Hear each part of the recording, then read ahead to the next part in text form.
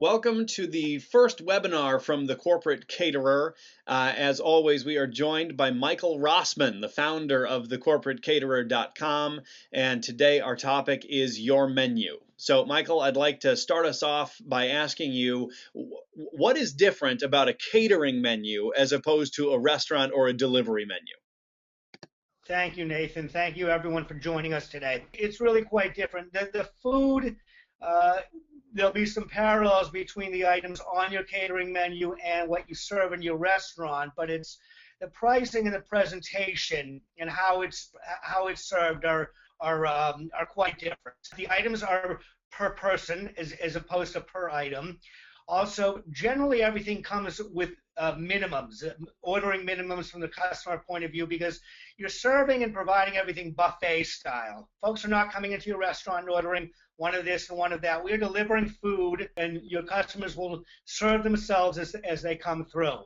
Great. And on the website, there's a fair amount of time devoted to sandwiches in particular. So can you tell Yep. us why so much focus on sandwiches and what's important about those? Primarily, you're going to sell more sandwiches than anything else. And so, like anything, we suggest that you start with lesser quantity and focus more on quality and build from there. So you want to start with a great bread. If you can bake any of your own bread, we recommend that you do so. Or just make sure you're dealing with a great vendor. It's a good opportunity to get some different samples from some vendors and see what all your options are. And you want to have a basic, you want to have either light rye and dark rye or a marble rye, some wheat bread, some multigrain bread, some white bread. Really, some of it is dependent on the area of the country that you live in, whether bulky rolls or some would be called sub rolls or hoagies or French rolls. But a nice 4 or 5 types of bread should do it. Probably some roll-up bread or pita pockets, again, depending where you are in the country. And the basics for sandwiches that you really need to have are tuna salad, chicken salad, roast beef, turkey, and ham. We recommend as much as you can do your own roasting. It's a little bit more labor intensive, but your costs are lower and your quality is better. So you can charge more for a home cooked product. Your customers will enjoy it more. And if you can become known for a place that has great sandwiches, then you are really halfway there. And generally, if you're providing assorted sandwiches, a good rule of thumb is about 20% of your sandwiches should be vegetarian. So if a customer calls up and says we need 20 assorted sandwiches on assorted breads, rule of thumb should be 4 or 5 of those should be vegetarian. Again, a few with cheese and a couple without cheese. And where we are up in Boston in the Northeast, of the remaining sandwiches, turkey and chicken salad would be the most popular.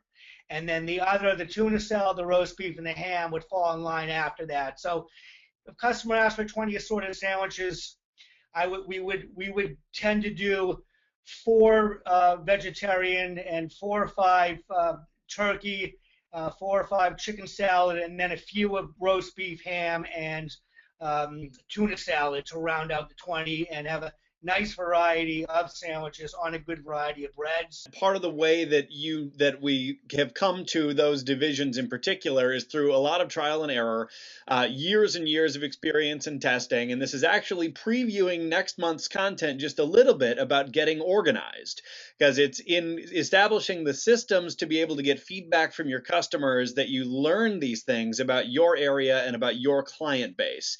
And I want to jump back real quick, Michael, to ask you about something that you said. You talked about the importance of doing your own roasting and maybe baking some bread in-house. And there's another topic on the website that you spend some time on is about quality and consistency.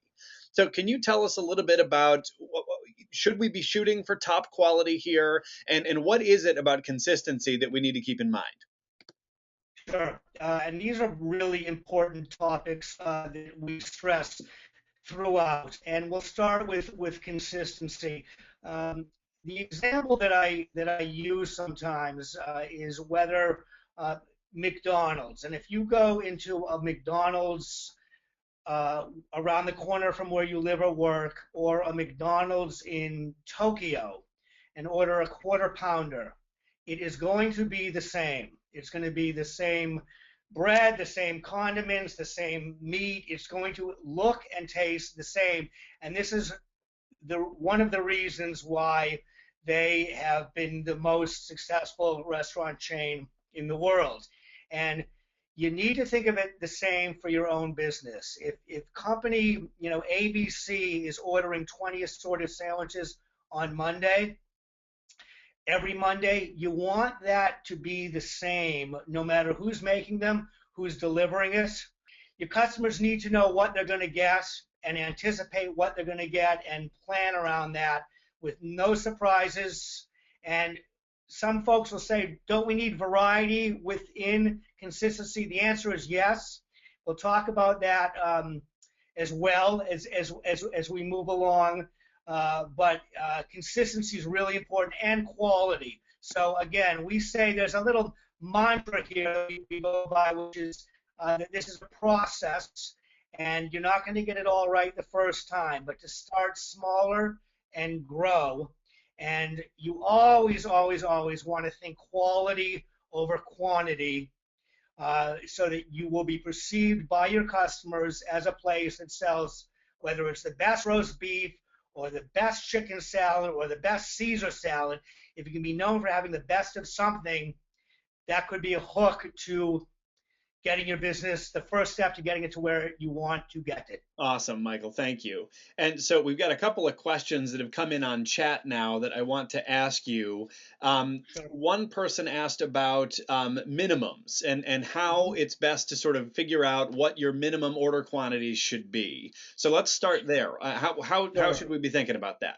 Generally, you'll find that somewhere between 5 and 10 people is what most people will be asking for minimums, whether it's you're doing breakfast trays or salads or sandwiches or hot food. And not to say that you can't be specific, or if a customer wants one type of sandwich wrapped up separately on the side, you should do that, no problem. But this isn't a restaurant your customer's coming in for. So if someone calls up and says, hey, I'd like, I have 5 people and I want to give them 5 different entrees, then what you want to do is encourage them to come into your restaurant for that, because that's not catering. Catering is buffet style, and you're cooking for the group. So generally between 5 and 10 people are what your minimums are going to be. Great, thank you very much. And last question is actually on the topic of quality control. What is the best system to ensure quality control for all the food that goes out the door? And without giving too much away about next month's content, what can you say about that?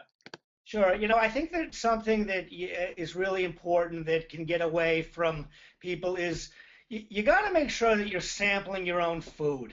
And it's amazing how often we'll go into a place, or we're doing some consulting for a place, and we get to know the people who run or operate the place, and they can find that they haven't had a lot of their own food in a while, because they've been there for a while, and it's just the way it is. You have to make sure that what you're serving is something that you would be proud to serve to your family, and if it isn't, then you shouldn't be serving it in your restaurants. So not to say that you always want to balance, of course, what you're paying for things and what you're charging for things. But in general, going with the least expensive of everything, you're going to get what you're going to pay for. You're only going to be able to charge for what you get. And we encourage you to start, if there's a few different grades of, let's say, a roast beef, start at least in the middle in terms of what you're buying, and go up from there. And it'll depend on your market and your customer base and your specific situation. But try it. Make sure you're proud of it. Make sure, ask your employees and ask your customers, what they think and what you can be. And always just trying to, improve on your product. Great. Well, Michael, thank you very much for taking the time to do the webinar today. There will be another webinar for all of February's content, which is about getting organized. As always, you can find the details about when that webinar will be, the live event of it, on thecorporatecaterer.com. And if you have any questions in the meantime that you would like to discuss with the corporate caterer community or ask directly to Michael Rossman, you can use the discussion board at members.thecorporatecaterer.com, and we monitor that on a fairly consistent basis, and we'll definitely be there with help when you need it.